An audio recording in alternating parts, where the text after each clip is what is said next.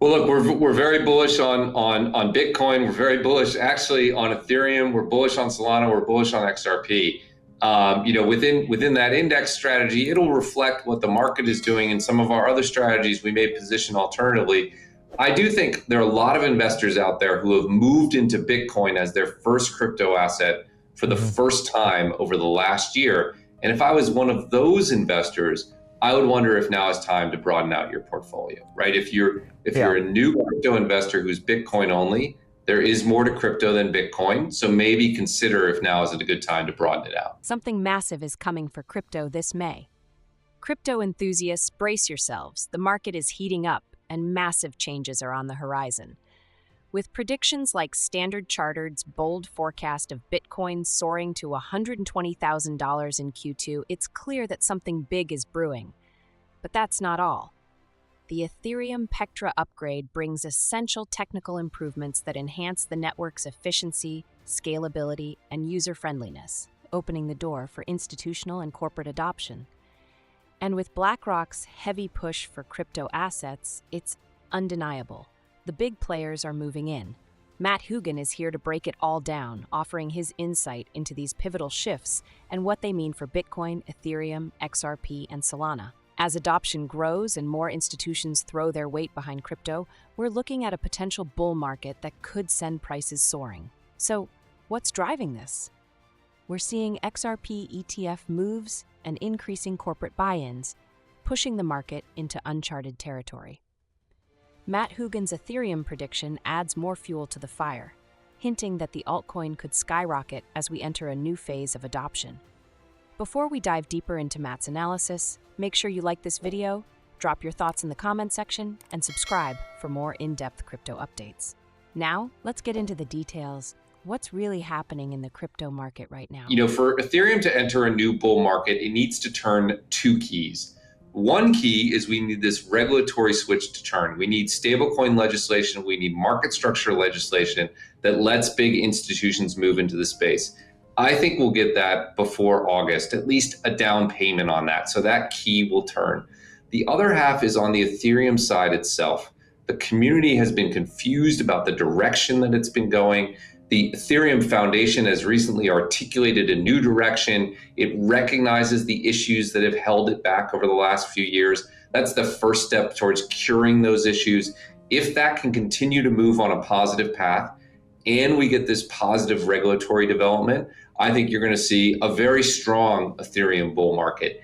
If either of those two falters over the next few months, I think we could see more sort of volatility and treading water. For a long-term investor, looking out a couple years, I think it's a phenomenal moment to build a position in ETH. We have huge stable growth, huge DeFi growth, but we're going to have to monitor those two things to see how fast that bull market materializes. I think you point to an important point, which is people thinking about Ethereum get lost in a lot of these short-term challenges, layer one versus layer two, revenues versus current market cap. If you close your eyes and imagine a world where we have multiple trillions of dollars of stable coins and most assets move over public blockchains, what do you think Ethereum is worth?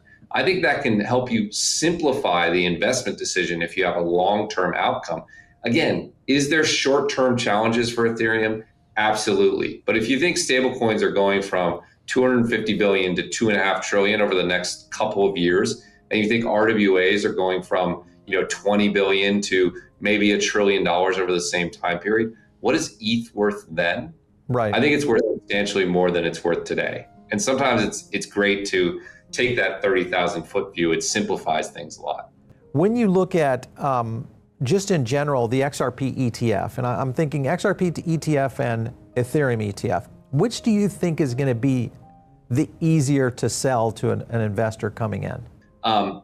Broadly speaking, I think you have to look at, are people, how excited are people about each ecosystem? One of the things XRP has going for it is that there are people who are skeptical of it, and then there are people who are strongly bullish on XRP. I think one of the challenges Ethereum has had is it's more mixed, more people in this sort of nuanced position. You even heard my take, which was it could be a great time to buy if we see these conditional news environments. So I think an XRP ETF will resonate, particularly with the people who have been bullish on that space, but want exposure in an ETF format. And maybe the fervency of XRP bulls will make it attractive in terms of asset gathering out of the gate. In the ETF side, you've got BlackRock setting in a fairly significant across this. Grayscale, of course, leading the way right there. Bitwise is in there as well. But you look at BlackRock holding a large percentage, especially within ETH in general. Why do you think that is? Why do you feel like they have been able to lean so much into the Ethereum ecosystem? Yeah, I mean, the beautiful thing about BlackRock is they're the largest asset manager in the world. They're a hugely respected name, and they're able to introduce concepts to a huge number of investors just from their scale and breadth. I think everyone in the crypto industry, they're a competitor of ours, but I say this Sure. Meaning it. I think everyone should be thankful that they're out there advocating for the space. I think the message you can read from that, Paul, is that when you present Ethereum to sophisticated investors, some portion of them want exposure to that. That tells you a lot about the direction this is going, because more and more investors are going to be presented with this concept of Ethereum in the coming years, right? We're still early in this process. So I see that as a down payment on where we're going and a sign that there is institutional adoption and institutional interest for Ethereum out there. As investor sentiment continues to shift positively, the future of crypto is looking brighter than ever. It's becoming clearer by the day. Bullish moves are on the horizon, and the crypto market is gearing up for a major transformation. We're not just talking about Bitcoin and Ethereum hitting new highs. We're seeing a wave of tokenization and new derivatives that could take the entire ecosystem to the next level. Imagine a world where the digital asset financial system is more inclusive, more innovative, and accessible to everyone. That's where we're headed. And it's all happening right now. In fact, Michael Sonnenschein, former CEO of Grayscale and now COO of Securitize, is opening up about what's next. He's giving us a glimpse into the future, showing us how these developments are shaping the industry and where it's all going. It's clear, the crypto revolution is far from over, and we're just getting started. Want to know more about where the market is heading? Take a listen to Michael's insights. Most of the investors we talk to, they're actually comfortable with their assets being issued on Ethereum. And I think that comfort is only going to grow over time. A really good example of that is the growth of tokenized treasuries. If I have cash and I want to sweep it into like a money market fund or a treasury fund, that's kind of where my thinking, and for probably most people, starts and stops. In tokenized form, though, a tokenized treasury or tokenized money market fund is actually taking on a whole different life form. It's not just a place for a DAO or someone's balance sheet or a CFO to park capital. It's actually starting to be used in the crypto ecosystem as collateral. You're actually going to start seeing integrations across wallets. You're going to start seeing the OTC desks and the market makers begin accepting tokenized funds as collateral. You're going to start seeing the centralized exchanges and the DEXs start looking at these for collateral. And so the growth is actually not just coming from user adoption, but it's also coming from use cases that are being unlocked in tokenized form that you're not seeing in a traditional sense. This just seems like a next generation era for the financial markets. Are you seeing this much excitement right now around companies like yourself, as well as others that you're talking to, around all these new instruments? Yeah, absolutely. It's exploding, Paul. And I think it speaks to where we're going, right? The good thing about this boom in tokenized treasuries, this boom in stable coins, is it brings people into the crypto ecosystem, which is the biggest gap. You got to get from 0 to 1. Once you're using stable coins or tokenized treasuries, things like DeFi are just, a little step further away. And so I think we're seeing a huge amount of institutional interest, a huge amount of onboarding going on behind the scenes. It makes me very optimistic, about where we're going. This is exactly why the next crypto bull run could be the biggest yet. As Wall Street edges closer to blockchain, INX's CEO reveals how tokenized stocks and the SEC's shifting stance are laying the foundation for explosive growth. This isn't just talk. It's the future unfolding in real time. Take a listen. We listed 6 months ago tokenized securities like NVIDIA, Google, Microsoft, and others. And we received a call from the SEC. They told us, guys, this might be a swap. This was like 9 months ago, 6 months ago, something like this. Last week, with this new administration in the US, we received a call from them, and they said, go ahead, it's okay. I don't think we can leave it on a better note than that. That's a pretty bullish thing to hear. That's crazy. Go ahead, it's okay. That's exactly SEC. right. Yeah, it's beautiful.